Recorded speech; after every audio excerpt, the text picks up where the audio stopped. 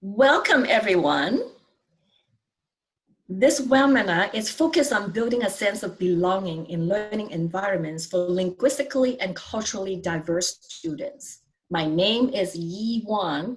I'm the Director of Multilingual and Humanities Education at the Santa Clara County Office of Education. I'm also one of the founders of the National My Name, My Identity initiative. I am the presenter of today's webinar. I would like to introduce my colleague and the moderator of today's webinar, Abby Amarito. Yes, thank you. My name is Abby. I'm an academic technology specialist for the Santa Clara County Office of Ed. Great. We invite you to share the meaning of or a fun fact about your name. You can share with us via the chat box or unmute yourself to participate verbally. I would like to begin by sharing that Yi means friendship in Chinese, and Wan means warmth. My name means warm friendship. In the traditional Chinese culture, people address the person's family name first, and then the giving name. My family members call me Wan Yi. In my professional life, people know me as Yi Wan. So now I would like to see if any of the participants would like to share something about your name. I can share. All right, Olivia. Okay, so my name is Olivia Pilar Santillan, and my mom claims that she got my name from the credits at the end of a telenovela. Mm-hmm. Wow. Great. Thank you for sharing, Olivia. No problem. Okay, so this webinar is part of the larger celebration of House Resolution 690, honoring April as a National Bilingual Multilingual Learner Advocacy Month. There are nearly 5 million multilingual learners in the United States and over 400 languages spoken by multilingual students nationwide. This webinar is being recorded, and the recorded webinar will be posted on the Santa Clara County Office of Education's Multilingual and Humanities Education Department webpage.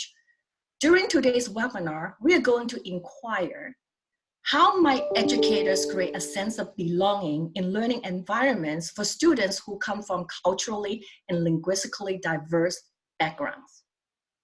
A sense of belonging is a basic human need, just like the need for food and shelter. In a Utopia video series on how learning happens, Dr. Linda Darling-Hammond, President and CEO of the Learning Policy Institute and the President of the California State Boards Association says, when that sense of belonging is there, children throw themselves into the learning environment.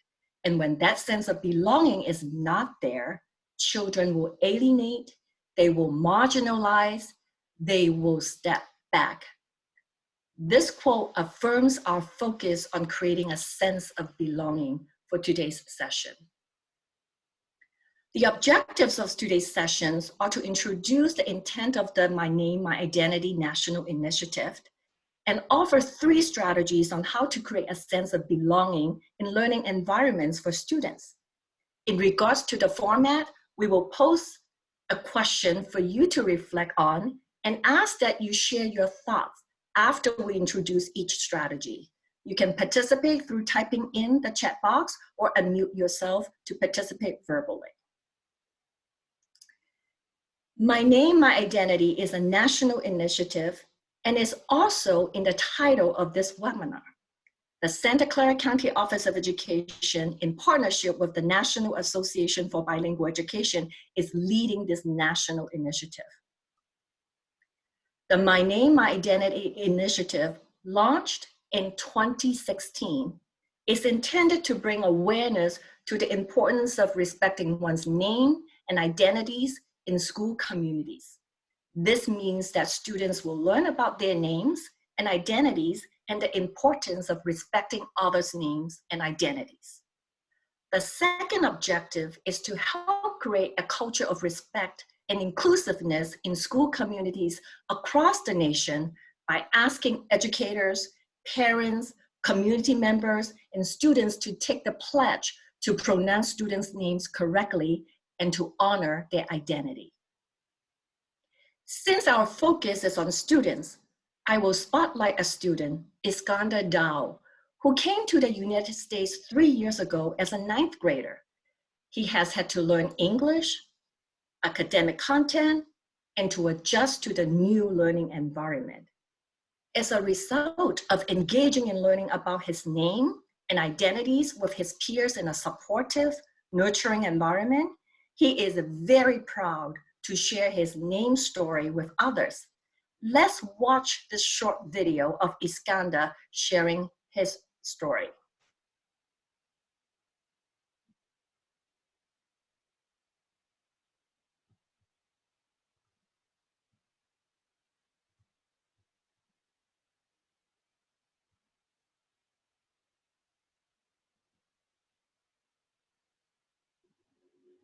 I'm Skander Daoud. I'm from Jordan, and my mother language is Arabic.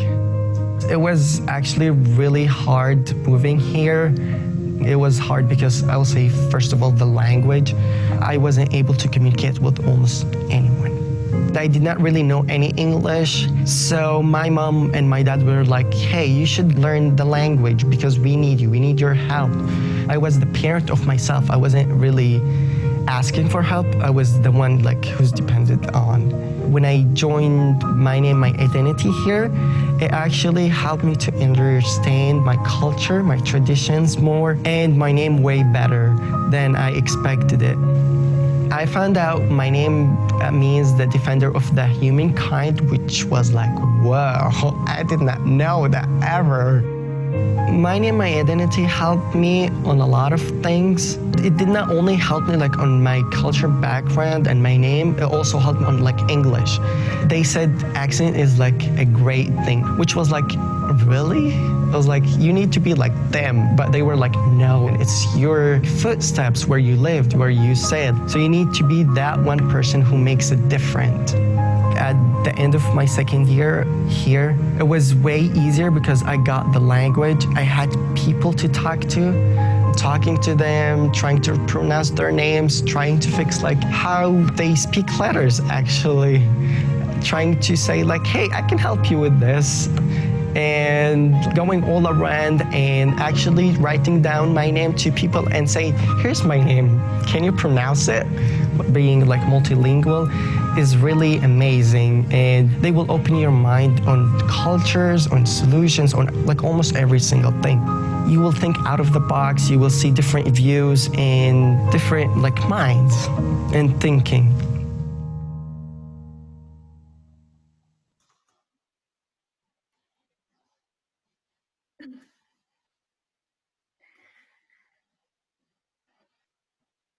Okay, wow.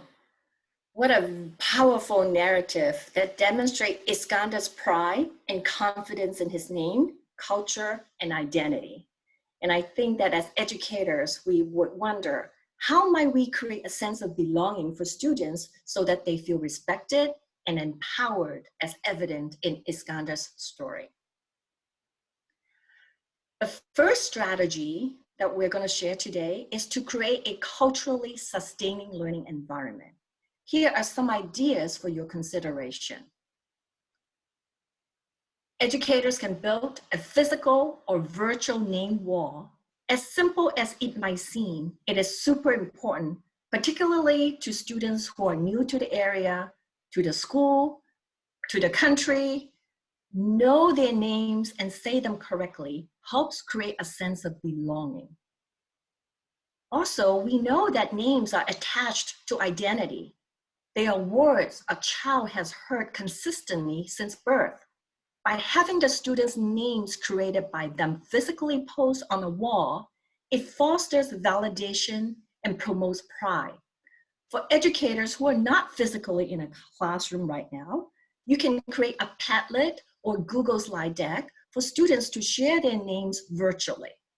For each name card shown as an example in the photo of this slide, a student can write the name that he or she prefers to be called, its pronunciation, a fun fact, and then decorate the name card. Our name matter, and our name tells the story of who we are. When educators take the time to ask each student what he or she prefers to be called and how to pronounce the names correctly, this sends the message to your students that you care about them and everyone is important. To promote pride in students' cultural and linguistic background, educators can structure activities for students to learn about one another, ask questions, and get to know their classmates. Students can learn about the origin and history behind each other's name stories. They can also teach each other keywords or phrases in different languages or traditions in different cultures. Class norms that reflect respect for diversity or uniqueness contribute to building a sense of belonging. It is very important to include student voice when creating class norms. Educators can have students brainstorm together what they believe is their Bill of Rights and rules for the classroom. You might consider providing regular opportunities for students to share their affirmations. Students can select from a list of affirmations that most resonate with them.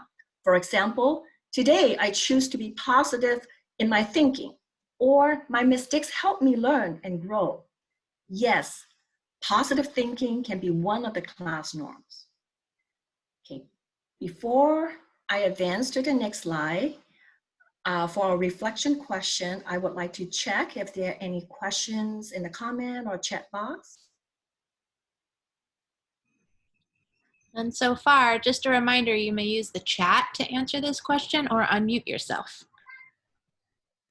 Great. Thank you, Abby. Now it is your opportunity to reflect on the question on the screen and share your thoughts. What are some of the ways you are creating a respectful and inclusive learning environment?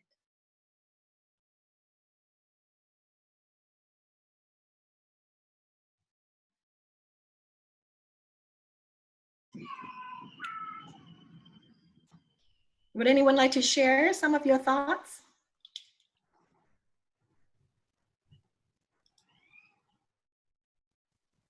Certainly, knowing everyone's name that you work with, your students, the adults in the space, for sure is an important part.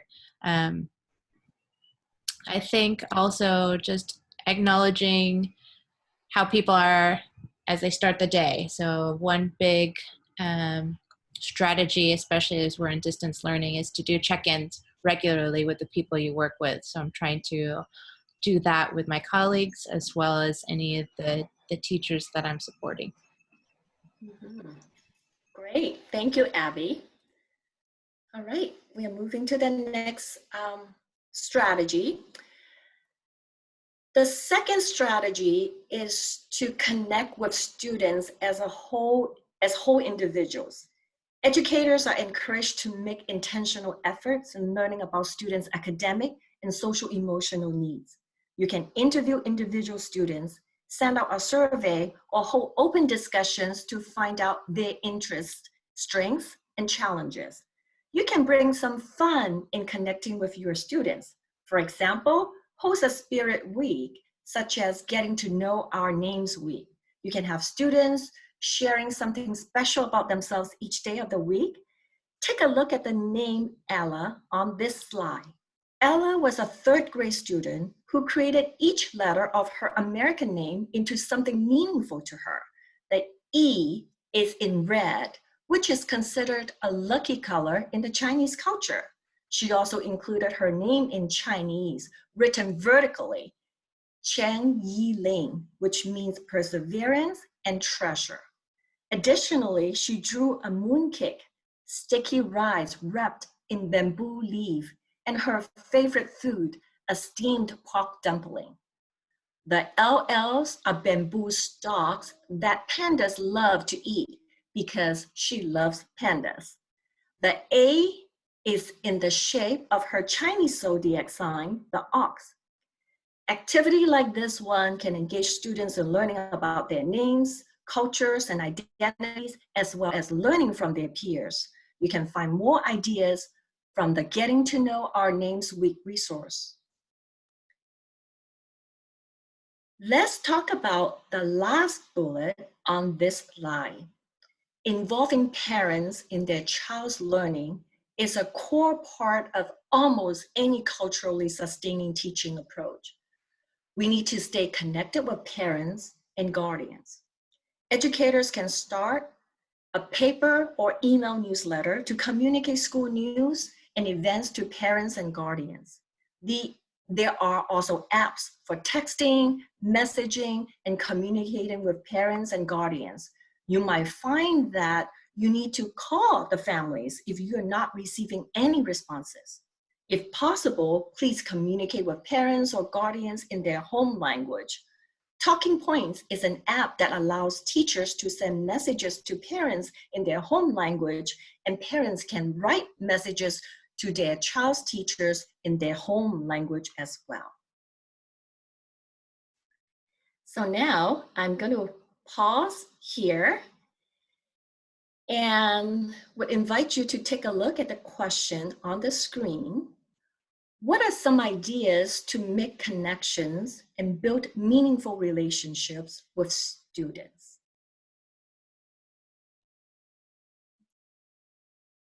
So if you can participate in the chat box, or you can unmute yourself and share verbally. Hi, Yi, this is Olivia. Yes, Olivia. So when I was in the classroom, I would have the students write me a letter on the first day of class. Okay. And I had prompts and information for them to share, but and I had them handwrite it. And so it was kind of just like old fashioned, dear Miss. And then they would tell me about themselves. And so that was a connection on the first day where I could read what they wrote in the letter. And the letter was insightful because I could tell certain things based on the questions, but also based on their writing. I could tell who was an English learner or who didn't like to write because they're, or maybe they didn't like to, but they weren't in the mood to write. I don't know, but they didn't write a lot. Some people wrote a lot and, did front and back. So, just a little bit of insight. And I asked them what their goals were and what went well for them the year before and, what they want to do differently this year. Mm-hmm. Right. So what I heard about you mentioned is that making that connection and the writing, right? What they wrote actually reflects a lot about themselves. And then you can actually use their writing and what they have shared to make those personal connections as well. And also to set goals, right? And periodically checking in with students to see how they are doing in reaching their goals. So thank you for sharing what you did with your students in the class. Okay, so now we are going to move to our third strategy. The third strategy is to prioritize culturally relevant texts and topics.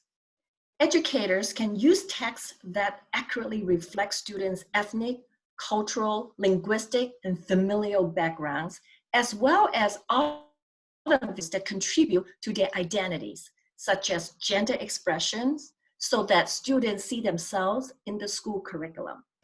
It is especially important to deliberately include culturally relevant topics and texts and to celebrate the contributions of historically marginalized cultures, since their contributions are typically left out in school curricula. I want to emphasize that literacy in the native language is valued and highly encouraged. The team at the Santa Clara County Office of Education has recommended a list of culturally relevant texts for My Name, My Identity. You can click on the hyperlink on the slide to access the list of recommended texts. Many teachers have made a conscientious effort to make their students feel welcome and valued. These teachers are very open in sharing how they have created an inclusive and respectful culture in their classrooms. At Chapoya Middle School in San Jose, California, an English language arts teacher, Mrs. Lynn Vajayendran, knows the names and something about her 156th through 8th graders within the first 3 weeks of school. She teaches a unit on names. She introduces several informational texts related to names and discusses the readings with her students. Students share their reactions and thoughts on the text discussed in the class and in their journal entries. They also complete an interview with a parent and research what their names mean. Students then watch and analyze several poetry slams on YouTube. At the end of the unit, students have to write a poem about their name and perform their original spoken word poem in front of the class. Included in this slide are the hyperlinks to a Who Am I lesson plan and an I Am poem template. Another activity idea is for students to create videos of their name stories. You can view the short video on how to create a short Flipgrid video and use the template as your resource. Please feel free to adapt these resources to meet the needs of students at your grade level. Now, let's hear a My Name poem written by Jordan, a student at Chapoya Middle School in San Jose, California, and recited by James White.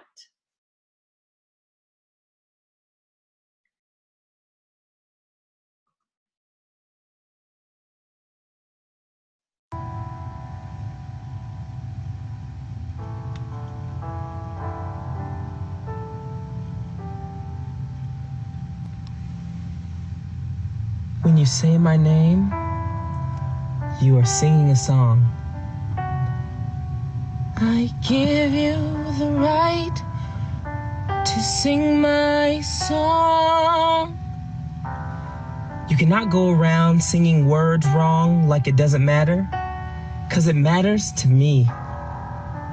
When you say my name, you are addressing the person I was yesterday, the person I am today, and the person I will become tomorrow. Address me as an equal, not like some nobody, because even though I'm not somebody big today, I may make a difference tomorrow. When you say my name, remember, you are speaking the name of a country, the name of a powerful river that helped shape the earth we know. When you say my name, say it with respect. You say it how you think it should be pronounced, and you not only hurt my name, but you break my personality, my soul. When you say my name, say it right. My name doesn't have some weird pronunciation. It's Jordan.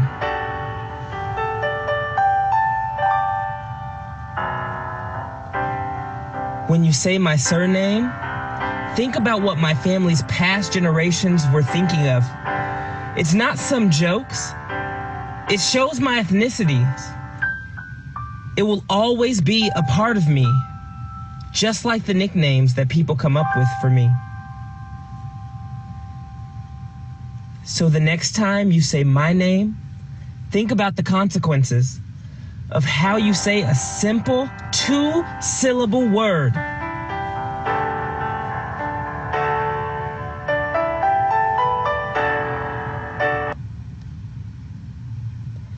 Because you never know what that word means to someone. Thank you.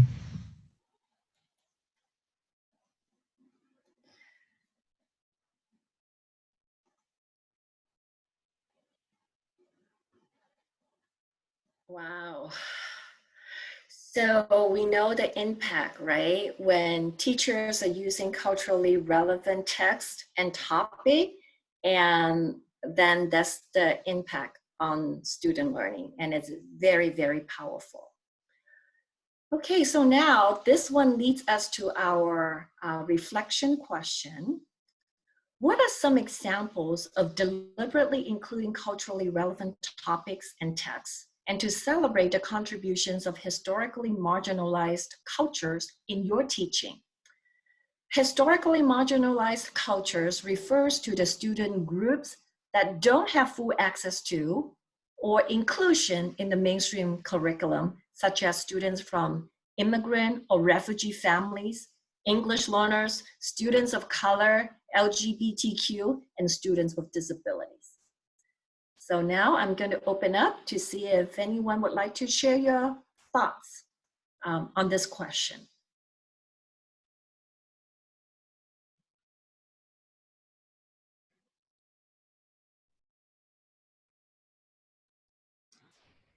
Well, Olivia just posted a link to a great resource, she says, it's from Reimagining Migration. So there's some stories there, it looks like. I was just going to say that we're in a really great time for this. This is a big initiative for a lot of schools and people. And so there's lots of resources out there I think every day I'm seeing a new list of texts, children's books, articles that you can incorporate into your classroom that promote diversity. All right, thank you, Olivia, and thank you, Abby. We invite you to take the pledge for supporting the My Name, My Identity initiative if you have not already done so. You can access more resources by visiting the My Name, My Identity webpage. The hyperlink is on this slide. You can also follow us on social media. On the screen, you can view the 2 upcoming events in which we hope you will be able to participate. We will have a tweet chat on April 27th at 3 p.m. Pacific time. The topic is providing access through leveraging the California English Learner Roadmap. We will also be hosting a virtual celebration for the National Bilingual Multilingual Learner Advocacy Month on April 30th from 3 to 4 p.m. Pacific time. We look forward to your participation. And finally, you can access the Google Slides of this presentation and the resources referenced in this webinar in the webinar resource folder. And thank you very much for joining today's webinar. And thank you, Abby, for being our moderator. Yes, thank you. And thanks everyone for joining us today. All right, thank you. Bye. All right, thank you, bye.